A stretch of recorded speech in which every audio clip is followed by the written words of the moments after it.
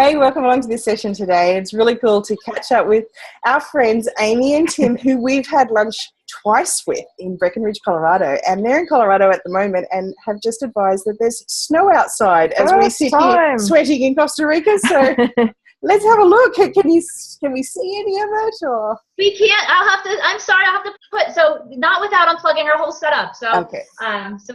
Yes. So maybe when we're done. How about that? That sounds good. Yeah, that way we'll unplug and I'll show you a clip when we're done. Okay. But it's our first snow, and it's the middle of November 17th, and that's usually we have our first snow in the middle of October. So the fact that it's November and it's been so warm, it's kind of, everyone's now really ready for snow. Everyone's ready to hit those mountains. Yeah. So are you at home at the moment, or are you house sitting at the moment? No, we're at home. Yep. Excellent. Unusual for you guys. It is.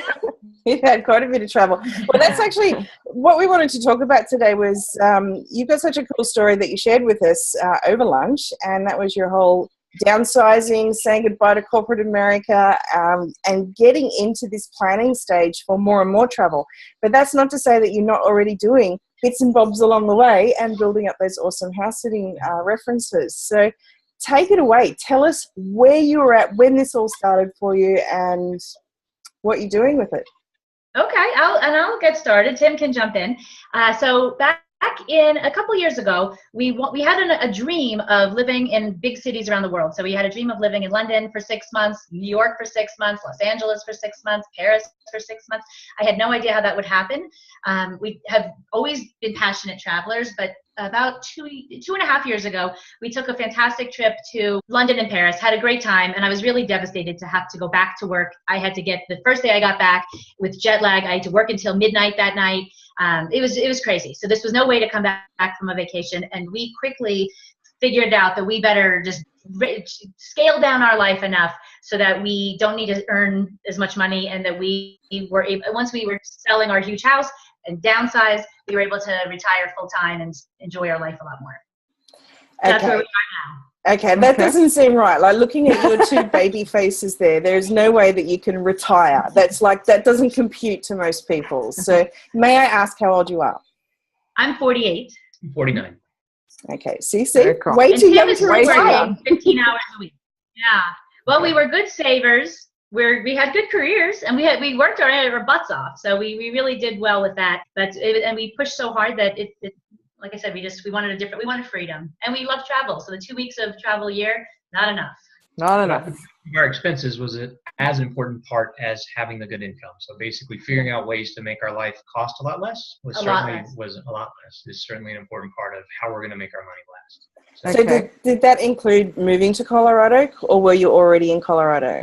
We were already in Colorado. So we've both been here for about 15 years. Okay. Yep. So in our prior bigger life, we like Amy mentioned, we made this trip to Europe. We came back, and so I think about the same time we found some bloggers that we liked who talked about minimalization and basically financial independence and these sort of things. And so we actually went to see one of the bloggers who lived here in Colorado. He had a get-together at his house. I think that night he came home from this session. I ran the numbers and realized we have enough savings if we can do this, and this, that we can make this work for the rest of the life. We started going through the exercise of math, and we figured out a way to make it work. Yeah, who was the blogger? Mr. Money Mustache. Mr. Money Mustache? Oh, I don't know him. Okay. He's fabulous. So he's a financial kind of a guy, but with a dirty mouth. He's very, very big in the financial independence community. Yeah. He has hundreds of thousands of followers. So. Wow. All right. So how did the path end up? He was so close. Yeah. Well, how did the path end up leading to our mutual friend, 𝗖𝗲𝗄𝗃, which is where you guys have listened to Extra Pack of Peanuts podcast for a while, and I guess it was through Travis to Jason to Location Indie to us that we all kind of connected. Yes, and so I love podcasts, and so I love your podcast, but Travis has my favorite travel podcast, Extra Pack of Peanuts, and so we would listen. So we could never. Tim has a 15-year-old daughter, and so when the three of us are in the car together, we can never agree on what to listen to. But all three of us love travel, and so that's one thing that we can agree on is that we love Travis's podcast. So that's what we listen to in the car. And so one of his notes was about a house sit that he did near you. I think it was when you were with him in Breckenridge, Yep. and he made it sound like an interesting thing. And so then I realized, well, this might be a way that we can have this dream of mine and live in these places just temporarily. Of hours. I convinced him to have this dream too. He's now owning it. That was his dream too. And he mentioned about trusted house sitters, so that was just kind of a natural for me to go online. And once you go online, well, then that's a bit dangerous because it just took a few seconds to get completely sucked in. That's exactly our story. Oh, what's this? Well, now I do this all the time, and I'm totally obsessed. But the really good part is that, I mean, even though it's an international website, you guys are kind of mainly focusing around where you can help out in Colorado, but you've done a few little extras in other states and in other countries as well? Not for the moment, because of Tim's 15-year-old, we don't have flexibility. So we find that house sitting, that it really depends. You have to be flexible. Well, we don't really have that because we're with her school schedule. So, but we do have is that we're in Colorado. So if we do sits that are within 2 hours from home, if she's in school and Tim might be with her home, it's not such a problem for me to be, so we can divide and conquer for a few days, and when she goes off to school, then we kind of make it work. So during summer breaks, we're doing a sit, for our first sit, we're returning for the 4th time over Christmas time, so she can come with us. So it just gives us flexibility if we do it in our own backyard. And we're doing it to really get references so that when she does graduate in 3 years, off we go. So back up a little bit, I guess, back to the Travis reference. So so travel's always been a part of the equation. So we knew that we wanted to travel, and so we have to figure out ways to live our life as inexpensively as we possibly can. And so when we heard about this from Travis, it's like, oh, well, that's another way we can factor into the overall equation of how we bring our costs down. House sitting was something that seemed to make sense. And so as we investigated it, we found that it makes sense. And actually, there are things about it that we found that we like. Our primary early on reason for doing it was about saving money. And so now it's more about connecting with the animals, connecting with people in the community and other things like that. So it's evolved over time. But originally, it was about budget. Yeah, I think it is for a lot of people. It didn't end there. So I'm a huge, we lost our dog to cancer a few years ago. And because we do like to travel, we weren't getting any more pets. So every time we go on a sit, I wonder if I'll fall in love with the animals. And every single time I fall in love with the animals, 100%. It's a hard part. That is very normal for this community. But I'm never sure if I'll attach every time. And every time I attach, and so it's nice because I do miss having a dog. And Jody had said something about and we really took that to heart about being of service to people. So we really try to do such a great job because we've been a homeowner in the past. Yeah. We've had house sitters in our home. I never had any communication from them when we'd be traveling, and I'd be wondering if everything was okay. So I'm now able to put myself into the same shoes where I was. What would I have wanted to know as a homeowner? Well, we're making sure that we're in communication and giving them that complete peace of mind. If they don't want to speak with us the entire time, we've had that also. If they want to speak with us or have texts or pictures every day, we do that too. And so so now at least I give them the option where I think I could be of service having a homeowner get away stress-free and really just providing loving babysitters for their beloved pets. Yeah, that's awesome. Can I just back up a little bit? Sure. When you said that you were downsizing and you were really cutting your costs, what were your major costs that you managed to cut out? I'll say our big one was that we had a giant house. We had a 6,000 square foot house. Right. And I know that doesn't go with the metric system, but it was a giant house. So we realized we had rooms in our home we didn't enter for over a year, and every room we had was twice the size of what it should be. And our kids, we are empty nesters, and again, we lost our pets, so we didn't need all this space any longer. And so we downsized to a 2-bedroom, 2.5-bathroom townhome with our daughter, and it's now the exact right size. And it's easy to leave and go on vacation, so it doesn't require a lot of maintenance. But our house was the biggest one of all because it wasn't just all the associated all the utilities with it, and water and gas, all those things. Lawn care, taking care of the yard. That's exactly right. So just having less stuff costs less money. So all the things you have to maintain. So just getting rid of stuff made our life less expensive. So our insurance is less, our utilities are less. We don't need to have a cleaning person because it takes only an hour or two to clean the whole house ourselves. Yeah. We don't drive as much anymore, so our gas has gone down. So, and then also we've in terms of back in line with the travel, we do some travel hacking to try and bring the cost down with travel. So we do some things along those lines. I do want to get into that because I guess like when it comes to travel, really the two major expenses are flights and accommodation, because you still have to eat no matter where you are in the world. So food is still there. Entertainment, whether it be part of your lifestyle or it's a luxury thing, it's entirely, still just a lifestyle aspect. But accommodation and flights, and you've pretty much got that nailed. And I want to get into the flight stuff just in a moment. But really wanted to, it was something that was like tapping on my head saying, I remember it was either a beautiful eulogy or something had been written saying about the whole, you just can't take stuff with you, but your experiences, your memories, the love in your life is a part of your soul, and that can't disappear. So, that wake-up call, I guess you guys have had in that whole, well, here's all this stuff, here's this big, look at me, I've got my status symbol of this. But what do I need it for? I can't take it anywhere. We realized on the second day in the house, we were there for about 7 years. We realized on the second day that this was ridiculous and had no idea why we were there. Oh, no. And then it was just supposed to we built the house. We were there. We looked around and we said, this is ridiculous. It turns out I was never, that's my thing.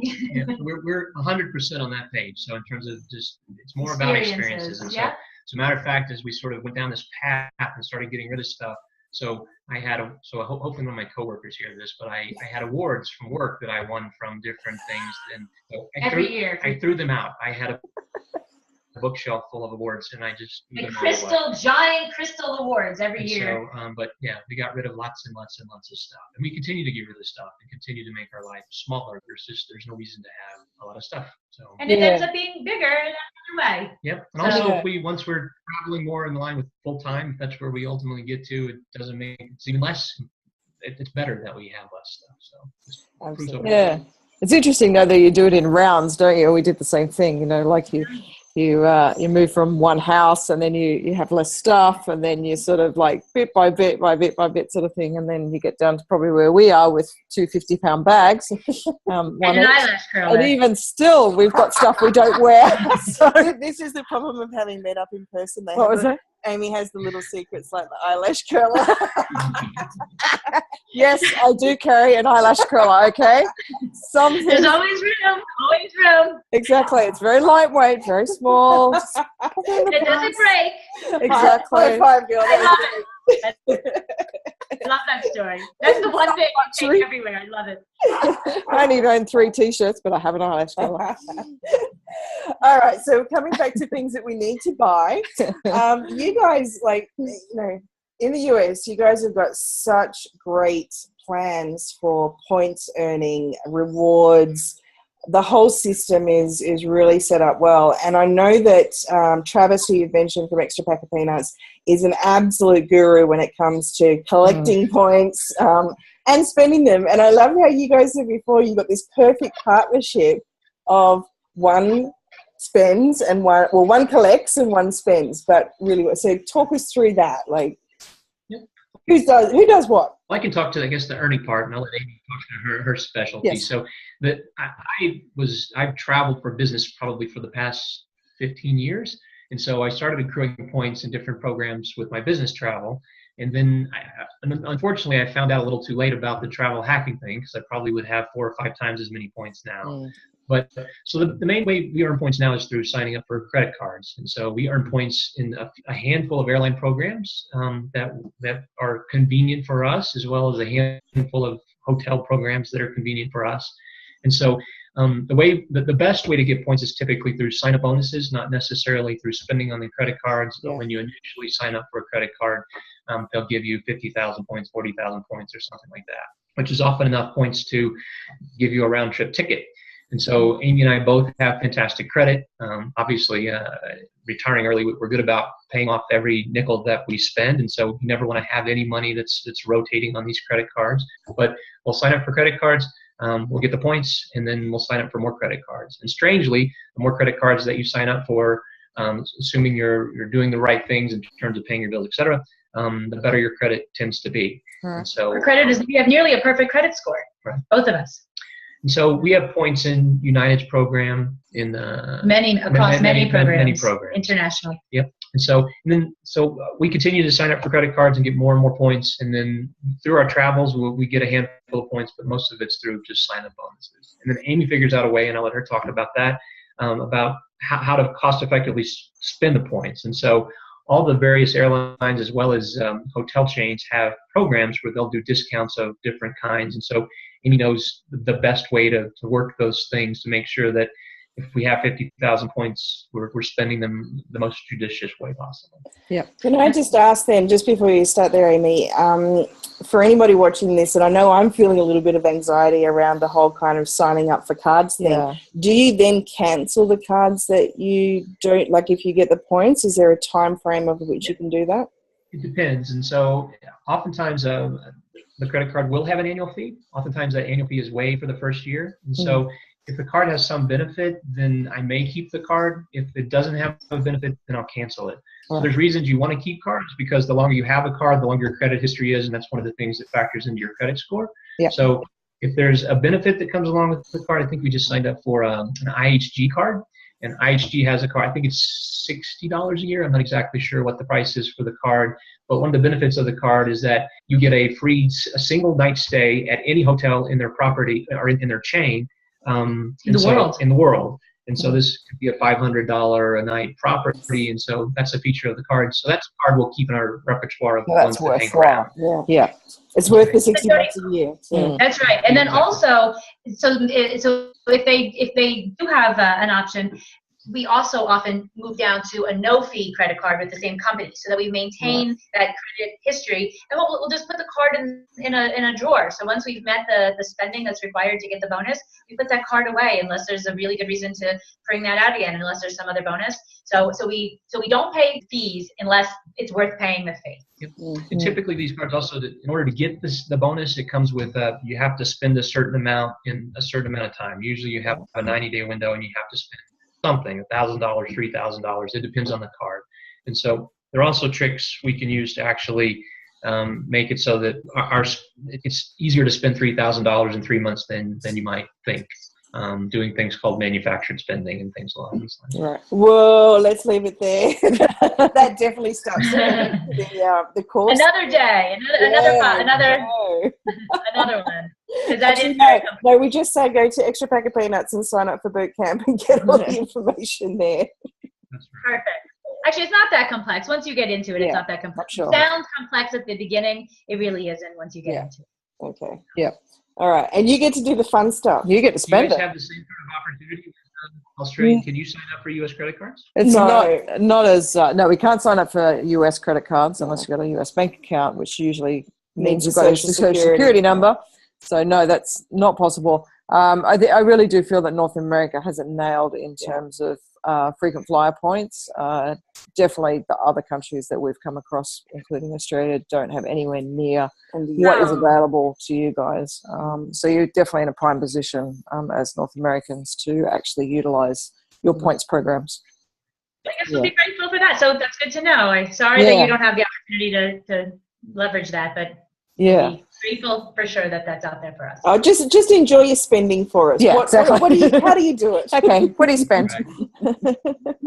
And so my trick, the first trick about so when I say that I'm spending the points, I'm spending them really, really carefully. And so the first thing is finding a place that's less expensive than where we are. So I mentioned a trip that we took to London and Paris. Those are, maybe you can do those less expensive. That isn't on the, so our most recent trip to Europe was to Portugal and to Madrid, because they were, first of all, they were fabulous, but they were also a little bit less expensive. So we love going to Mexico. We're heading to Panama next month. So we do pick places that are cheaper cost of living there. So that the food that we still have to pay for is it's cheaper. And so, and I'm careful about looking across where we have our points about getting a great redemption. So many hotel chains offer special times of the year where they offer promotions. And so I'm keeping my eyes open on Twitter accounts or on emails that I might get from the company or from other bloggers to give me a heads up of when these promotions are happening. So another little trick we had, which is just to stay a little bit outside of the center of town. So I know we're talking about house sitting, but when we're just talking about general travel, sometimes house sitters, even if they're traveling full time, have time when they're not at a house sit. So just staying not in the center of everything, that saves an enormous amount of money, is what I find. And I also, this is just signed up for 2 new credit cards. We're going to Panama in December, and so we signed up for 2 credit cards. Both, I think they're Barclay card. Mm-hmm. So the airfare, we're flying from Panama City to Bocas del Toro, a little Caribbean island, and we actually paid for the airfare with this sign-up bonus. We also were staying at an Airbnb in Bocas. That same sign-up paid for $250 of the Airbnb stay. Wow. And then also paid for, we're going to Disney World in March? March. And so with our daughter, this one sign-up paid for the flight to Disney as well. So it paid for over $1,000 worth of travel. So just signing up for 2 credit cards. So it's not just airlines and hotels. It's much more than that. It's not just points. This is travel dollars, basically. Travel dollars, yeah. Like it's almost like a rebate or kind of, like you say, a rewards, redemption, bonuses. It's just amazing. So it's actually like, it must be blowing people's minds who are watching this right now to kind of go, okay, so you actually can travel for less than what it is to live at home, to the point that you could almost travel pretty much for free. At least you guys can. That's exactly right. For free. Yes. Free flights. So you take out, you take out the dining, which we would have, and we don't dine out all the time. We do go grocery shopping, and I love to cook, so we do a lot of cooking at home when we travel or at home. So our expenses aren't all that different when we are traveling. And it's amazing that, I mean, you can travel the world and not spend any more money than you're spending at home. If not less, really. Like you need, be less, especially if you're house sitting. If you're house sitting as well, you're virtually traveling for free. Look, I think this is amazing that your daughter is actually, she is still in school, because it's sort of what you guys are going to accumulate in the next 3 years, both with the kind of planning of points, the gathering of references, like when you hit the ground with this freedom wings, I'm not sure your daughter's going to see you again. No. That's okay. We'll probably see you more often. We love her very much. No, she'll probably be wanting to get into the hacking as well, and she'll just follow you around. Yeah. She's a teenager, so she thinks we're crazy, but in the meantime, she likes the travel side of it, of course. She likes the benefit. So I think when she realizes when she gets out in the world how expensive travel could be if you're not careful, then, I mean, what we do is really amazing. But not, I mean, everyone isn't traveling this way. So it's remarkable. So our plan is far across the world. In 10 years' time, she's going to think you're the coolest people on earth. Yeah. So we are. That's exactly what you said, Jody. We're getting our ducks in a row. We have a lot of time, and so I'm researching places, and things I'm sure that they will change in 3 years. But as far as reasonable, I'm sure that Thailand will still be an affordable destination in 3 years. I'm sure that hopefully, it seems like Australia is an expensive place to stay, but is a very big place for house sits. We can't wait to go house sit in Australia and New Zealand. Yeah, we tend to. It's about the only way to travel, I think, in Australia and New Zealand these days. It's the only way that's right. Yeah, that's true. We're ready in 3 years. We'll see you there. Come visit. So I am going to have to ask then, when you do start traveling, are you going to blog for us so that everyone can follow your path? So there's a tip. We actually have a domain. We do not have a blog, but we're www.gowithless.com. Yeah. To be populated at some point. That's right. Good score, that one. Go with less. That's nice. Yay. All right. Well, we'll stay on your tail to make sure you get that out, because the way you're doing things, the stuff that you're interested in and how you piece it all together, it's going to be so valuable to other people. I mean, it's like this pay it forward. You guys have been loving listening to Travis and Heather for years now. And soon it's your turn. Turning it around and paying it forward as well. And we know we'll see you somewhere else in the world soon. Absolutely. Because I know that you're doing these little trips all over the place, so maybe we'll catch up next time. Come and visit us in Quebec. In a European thing. Maybe Quebec. Or Europe. Too cold. Yeah, that's true. Okay, we'll all go to Europe summer. Europe. All right, thank you, Amy and Tim. Thank you so much. That was awesome. Great wisdom. Yeah. Actually, everyone can get in touch with you, even just through the Facebook groups. And of course, we'll put a link to your Trusted House Sitters profile if anyone is looking for house sitters in Colorado or nearby states. Yeah, definitely. That's fabulous. I'm going to do a little picture right now of our snow. Okay. Oh, yes. Yep. Can we see? 1 second here. So it's kind of getting to be evening here in Colorado. But here you can see white stuff. Yes, there's the white stuff. Come visit us in Colorado. We love it. We miss it. Thank you so much. That's a Thank you, pleasure. Julie. See Thank you you, later. guys. Bye. Bye.